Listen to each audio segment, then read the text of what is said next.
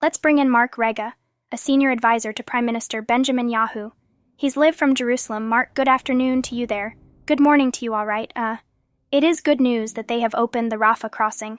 I know that this was a negotiation between the United States, Israel, Hamas, and Egypt. Is it just going to be 400 or 500 today? Is that going to be it? I can't give you the answer, because we want everyone to leave. Who wants to leave? The question is, what will Hamas do when Secretary Blinken was here on his first visit? That's over 2 weeks ago. We discussed our willingness to work with the Americans to get all your American citizens out. That was our commitment, and I thought it should have been done. You know, when we made that decision. But Hamas was holding the American citizens are sort of hostages. They didn't want to. Let them leave, apparently. They've agreed finally to let them leave. I hope they can all get out and return home and be with their families. Yeah, so Hamas is telling the mediators that it will release the hostages as soon. This was set in a video yesterday on the Telegram app. What's the latest, so? We don't believe much of what Hamas is saying publicly. They say something and they say the opposite the next day. And you never know what is true. And the assumption is that everything they say is just psychological propaganda for their terror machine. I can say the following.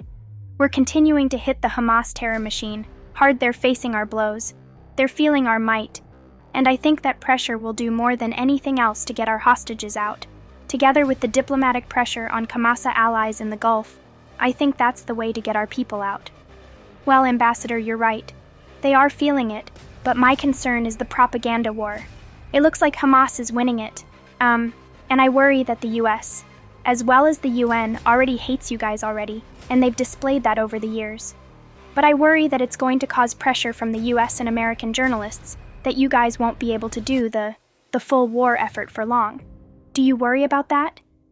You know what, you talk about the propaganda from the other side, and the trouble is, and sometimes I think parts of your colleagues in the media are guilty of this. People don't understand. Hamas is not a democracy. No, Gaza is a brutal authoritarian regime there, and people who speak to the media, whether they're doctors or nurses or some local official, they have to follow the party line. They have to follow Hamas's line, and all the information coming out of Gaza is controlled bias. The pictures you see are controlled by Hamas. The words that come out of Gaza are controlled by Hamas, and, as a result, people get a very warped picture. I mean, have you seen a single picture of a dead Hamas terrorist since we started Operation Inside Gaza? No, they don't allow pictures. They only want you to believe that innocent civilians have been hit. Well, obviously, we've been hitting Hamas terrorists, one after the other.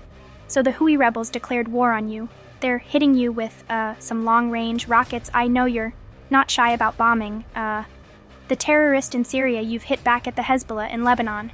Will you hit back in Yemen, First of all, if we're about to do anything, I can't share it on television for obvious reasons. But all I can say is a statement that you know is true, and I know is true. That is, anyone who attacks Israel will face Israeli retribution, will face response. If you shoot missiles into Israel, we will hit back right. Ambassador, that's a yes, yeah.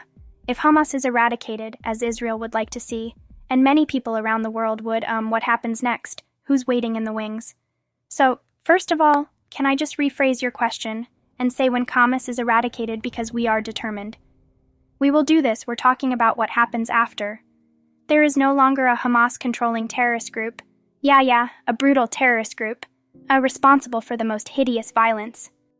You've seen the pictures, I've seen the pictures. These people are the enemies of everyone who believes in humanity. These people are, as President Biden said, sheer evil. Now what happens when they're gone? We've been talking with the United States about different scenarios. I'm not going to go into too much detail. All I can assure you is that, like when ISIS was defeated in Syria and Iraq, better things came after ISIS.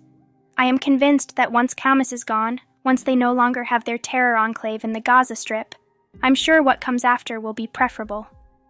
Both for Israelis, who won't have to live in fear of these brutal terror attacks that we've suffered, and for the Gazans who deserve something better than this terror regime that doesn't give a hoot about them. Sure, Ambassador, before you go, Trey was just talking about how, Israeli missiles struck a refugee camp the Jabalah refugee camp. Apparently you were targeting a Hamas big shot, and there were other big shots in Hamas there as well. So is that the new dimension? Rather than hiding under their hospital, they're hiding with people who are trying to escape for their lives. So, first of all, the Jabalah refugee camp, a lot of people have moved to the south. The vast majority of people, and I noticed in the pictures that we just saw in your report, the people around the crater where our strike had happened were mostly young men of military age, and it didn't look like a lot of innocent civilians to me. But what I can tell you is this: if you are part of the Hamas leadership, if you are part of the command structure that was responsible for the rapes, the murders, the beheadings, the mass shootings, the massacres that they perpetrate in Israel, we will find you and we will take you out. We'll do so in a way. We'll try to be as surgical as we can to avoid other people getting caught up in the crossfire. That's our commitment as a democratic country. But if you are responsible for Hamas atrocities, we will find you and we will take you out. How many are there? There's enough. There's still a few more on the list, and the senior leadership, they have to care.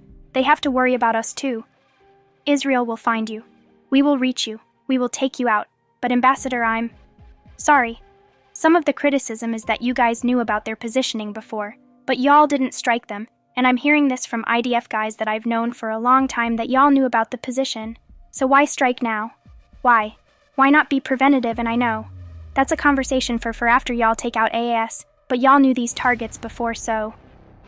First of all, there was a strategy to try to deter Hamas from attacking, which obviously failed, and we have to have our own investigations in Israel, of why we were surprised on October 7th, why we paid such a heavy price in blood, and we have to have lessons learned because, we always prided ourselves on having really good intelligence, and that we were taken by surprise like we were. That's unacceptable. We have to do a better job, that's clear, but if you ask about Israeli preemption, we could only preempt if we had specific information. And unfortunately, we didn't have the specific information, and we paid for that in blood. We have to get our act together, and I think you're seeing now the Israeli people united as never before, understanding that we have to deal with this threat. And what's the bottom line? The bottom line is we refuse to live next to this enclave of terror on our border. That enclave will be destroyed. That's good for Israel. That's good for the civilians of Gaza. We will end Hamas's regime of terror in the Gaza strips. Is there a difference between the Palestinians and Hamas? In your view, should we separate the two? Listen, there in Gaza there are literally hundreds of thousands of children. We don't want to see anything happen to them, right? We were making a maximum effort. We don't. We are targeting Hamas and its military machine, yeah. When you talked about the refugee camp, it's not Israel firing on this huge tinted camp, right? They concrete buildings and houses in this neighborhood in Gaza. That's 100% correct. And you have to ask why they're refugees, because they're living in their own country. Why does the UN still classify them as refugees when they're living on their own in their own homeland? But that's a separate issue. What happened? Those pictures you see is we targeted the terrorist, and we got him. And he deserved to meet his fate. And because it was an underground tunnel network that caused the surrounding buildings to collapse. And this is how Hamas works. They build their military and infrastructure under civilian neighborhoods. Yonder I've said before, and it needs to be said again in normal countries like the United States, like Israel. Our military is to defend our people, to protect our civilians. Hamas inverts that in a perverted way for them, their civilians protect their military. It's disgusting. It's an outrage, and it has to be condemned, all right, Ambassador. Thank you very much for joining us. Live from Jerusalem, I was